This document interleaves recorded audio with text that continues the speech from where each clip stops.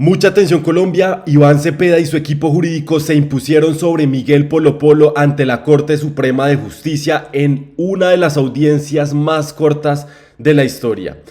Como ya es habitual, es probable que Iván Cepeda lleve a juicio penal a Miguel Polo Polo, tal como pasó con Álvaro Uribe Vélez, por soborno de testigos y fraude procesal. Que por cierto, gente, hoy también hablaremos de que el testigo estrella, el testigo más importante contra Uribe en dicho juicio penal, Juan Guillermo Monsalve, sufrió un supuesto infarto. Hoy veremos más detalles de lo que se conoce sobre este suceso. Y esto se suma ya a 9 testigos fallecidos en circunstancias sospechosas. Este podría ser el 10º. Porque como Monsalve, antes ya había sufrido 2 atentados contra su vida. Uno con armas blancas en una de las prisiones en las que se encontraba. Y segundo, con un intento de envenenamiento. Pero eso lo abordaremos más adelante. Por ahora escuchemos las declaraciones de Cepeda y de Polo Polo después de la audiencia ante la Corte Suprema de Justicia. Escuchemos y coméntenme ustedes sus opiniones. Va a ser una audiencia muy rápida porque no tengo ningún ánimo conciliatorio. El señor representante Polo Polo intenta presentar esto como una discusión en torno a su trabajo parlamentario, intentando engañar a la justicia.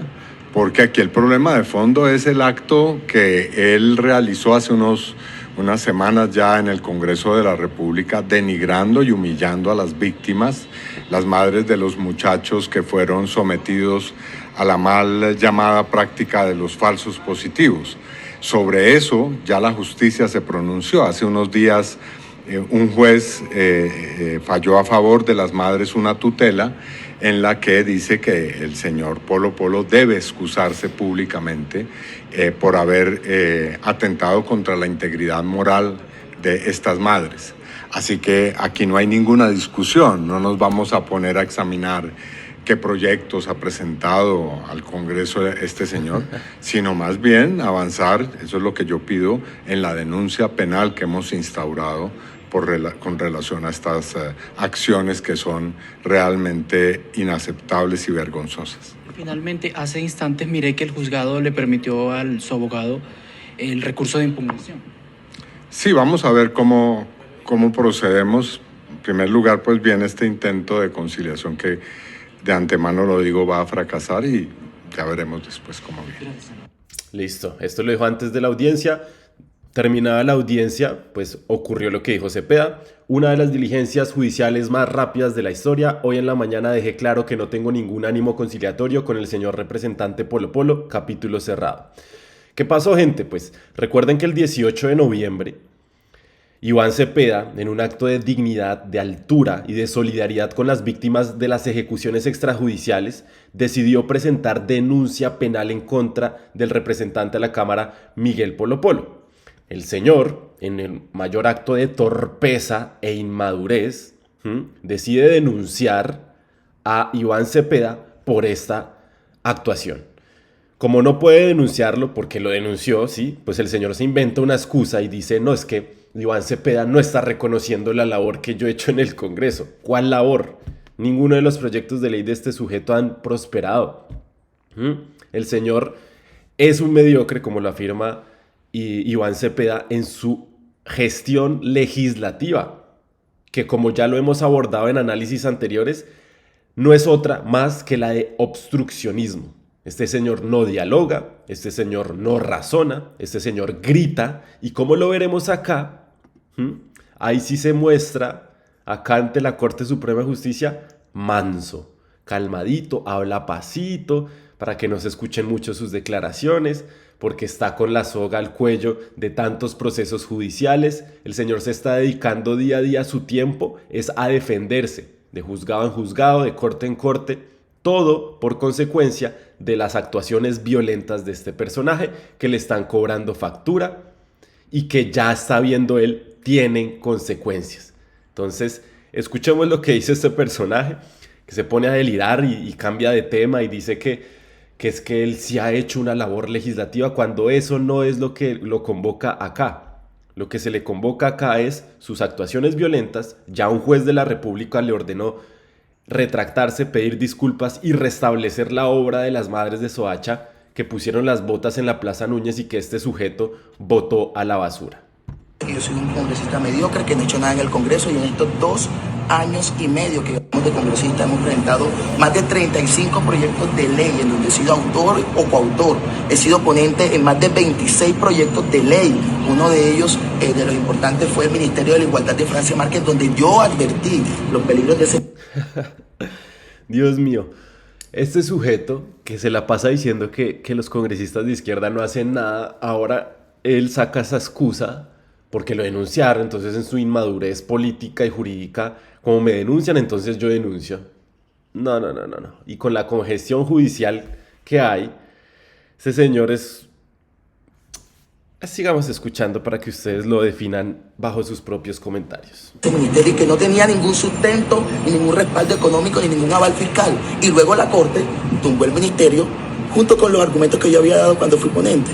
He sido uno de los más férreos representantes que le ha hecho control político a este gobierno, sin mencionar las más de 200 proposiciones que hemos presentado en distintas reformas que ha presentado el gobierno e iniciativas legislativas en donde hemos cambiado el rumbo de esta reforma gracias a esas proposiciones, y muchas de esas proposiciones firmadas por la propia izquierda. Entonces, decir de que Miguel Polo Polo no ha hecho nada en el Congreso de la República, yo creo que es una mentira absoluta. Ahí están los informes de gestión, pueden entrar, pueden solicitarlos por mediante el derecho a pensión y darse cuenta que lo que dijo el senador Iván Cepeda es totalmente falso. Obviamente él mezcla peras con manzanas y se escuda en el tema de los falsos positivos, cosa que no tiene nada que ver con él. Debería ser noticia más que llamada.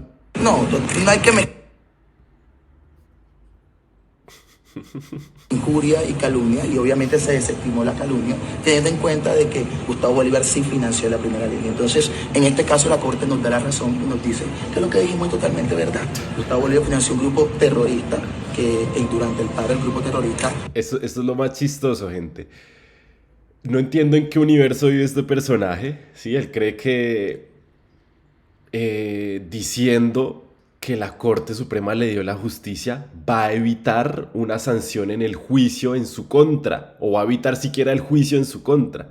El señor dice en el proceso que versa, porque cambia de tema y habla del proceso del juicio que va a enfrentar, y lo editan acá, creo que intencionalmente. El señor va a enfrentar un juicio penal por injuria agravada, denuncia presentada por Gustavo Bolívar, y el señor, en vez de referirse a que va a enfrentarse a un juicio, dice que la Corte Suprema le da la razón. Pero extrañamente, la Corte Suprema de Justicia, en su cuenta oficial dice: Sala de Instrucción acusó al congresista Miguel Polo Polo por el delito de injuria agravada y precluyó por calumnia. Los hechos están relacionados con señalamientos que hizo en redes el 23 de agosto de 2023.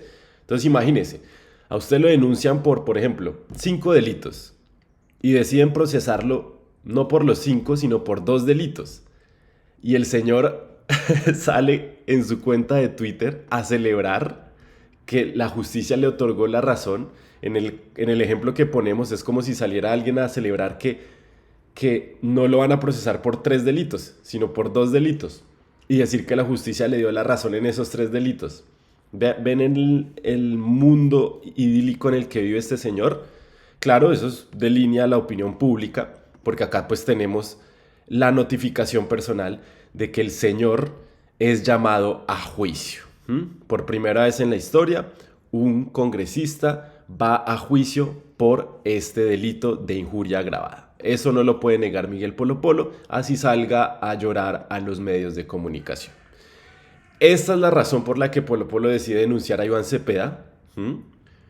Iván Cepeda, en el acto de solidaridad con las madres de Soacha, denuncia penalmente a Polo Polo. Me complace estar aquí también acompañado por las madres que van hoy a radicar esta denuncia penal que tiene... Esto sucedió el 18 de noviembre, como mencionamos. Por objeto que la Corte Suprema de Justicia se pronuncie, ojalá lo antes posible, con relación a un hecho tan grave como el que ha ocurrido, protagonizado por el señor representante Polo Polo. Pero son muchos los actos bochornosos que ha protagonizado en el Congreso de la República este representante. ¿Usted cree que más o menos esto tendrá un desenlace rápido y que pues se ajuste a lo que piden las madres víctimas de los fallos? fallos? Que ha generado inmensa indignación en la sociedad colombiana. Nosotros esperamos que la justicia sea sensible con relación a esta indignación y que pues produzca una decisión ejemplar. Nadie puede seguir en el país negando, justificando, haciendo apología de un hecho tan grave, tan cruel como fueron los mal llamados falsos positivos. Y el señor Polo Polo, que creía que con esto iba a hacer una especie de show publicitario en contra de las madres, lo que ha hecho es abrir la posibilidad de una reflexión profunda en la cual se valoriza la memoria y el reconocimiento de la sociedad de estas madres que han hecho durante tantos años una lucha ejemplar por la verdad y la justicia. Ahí está. El video completo lo pueden ver. Programa calentado de Señal Colombia. Seguimos ahora con el segundo tema. Grave, gente, grave. Ya van 9 testigos en contra de Uribe que aparecen muertos. Y con este ya serían 10. Juan Guillermo Monsalve, testigo clave en caso contra Álvaro Uribe, sufre un supuesto infarto. Lo dice Miguel Ángel del Río. Acaba de sufrir un infarto el interno Juan Guillermo Monsalve, testigo clave en juicio contra el señor Álvaro Uribe Vélez. Ha sido trasladado de urgencia por el IMPEC a un centro hospitalario. Solicitamos de las autoridades toda la seguridad necesaria para preservar su vida. Ya es un modus operandi común al interior del uribismo que los testigos que tienen información clave para dar con la condena de estos uribistas que cometen actos de corrupción, nexos con paramilitares, narcotráfico, aparezcan muertos. Entonces es grave porque ahora este señor ya sobrevivió un ataque con arma blanca por parte de compañeros en su celda cuando se encontraba en la cárcel. Sufrió un intento de envenenamiento y ahora que tiene un poco más de medidas de seguridad para evitar esto, pues sufre un supuesto infarto. Están intentando acabar con la vida de Juan Guillermo Monsalve a como dé lugar. Y ustedes se preguntarán, ¿por qué? ¿Por qué? Pues si usted no se ha enterado del contexto del caso, que también involucra a Iván Cepeda, porque Álvaro Uribe Vélez denunció a Iván Cepeda por compra de testigos. Después la Corte Suprema de Justicia se da cuenta que es al revés y le abre un proceso, cierra el de Iván Cepeda, le abre a Álvaro Uribe Vélez y se abre este proceso en contra de Álvaro Uribe Vélez con base en esto que ustedes van a ver.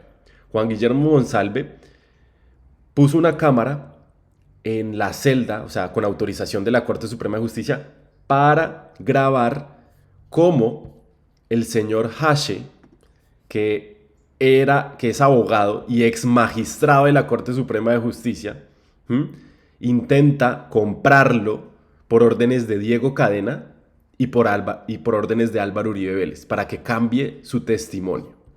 Escuchemos, todo esto hace parte de los testimonios que dan cuenta que Álvaro Uribe Vélez es uno de los creadores del bloque Metro de las Autodefensas Unidas de Colombia. Escuchemos. Las más relevantes en el proceso Uribe es el video grabado por el testigo Monsalve en su celda con un reloj cámara cuando otro interno intentaba convencerlo de declarar a favor del expresidente. Carlos Cárdenas. Mónica, Monsalve grabó a su compañero de celda Enrique Pardo Hash con permiso de la Corte y lo que quedó registrado en el video es contundente.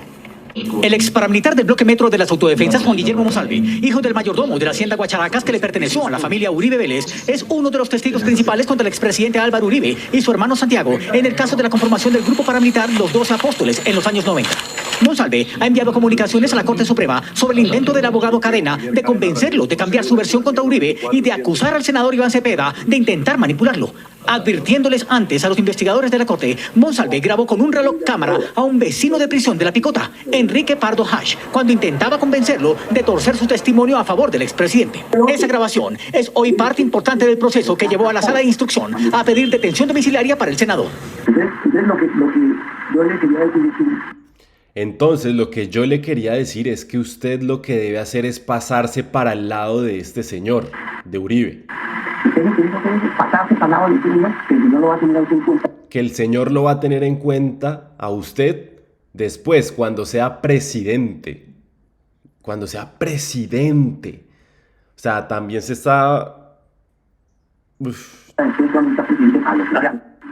izquierda va para abajo como un feo, mano. La izquierda, el pobre le va a quedar en la olla. Porque ni Petro ni nadie, tú manes de para atrás. Otro de los abogados del expresidente, Jaime Lombana, también fue grabado en video cuando se reunió en la sala.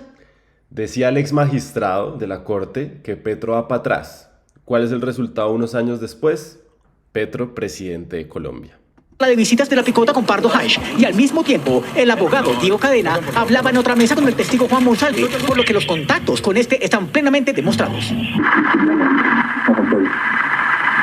A Uribe ni siquiera lo van a tocar. El tipo no van a tocar. ¿Por qué? Lo van a soltar. ¿Por qué? Cuando uno dice por qué, porque está todo para Uribe. O sea, todas las mentiras del uribismo, de que todo esto son montajes, de que todo esto son falacias, que es una persecución contra Uribe, se caen con este testimonio. La Corte Suprema de Justicia permite la grabación de este señor que defendió la parapolítica, defendió a Álvaro Uribe Vélez y sus nexos con paramilitares, y que dice que todo está arreglado para Uribe. La justicia, todos esos procesos que han cerrado en contra de Uribe, los fiscales de bolsillo que han intentado el archivo, todo eso está más que demostrado.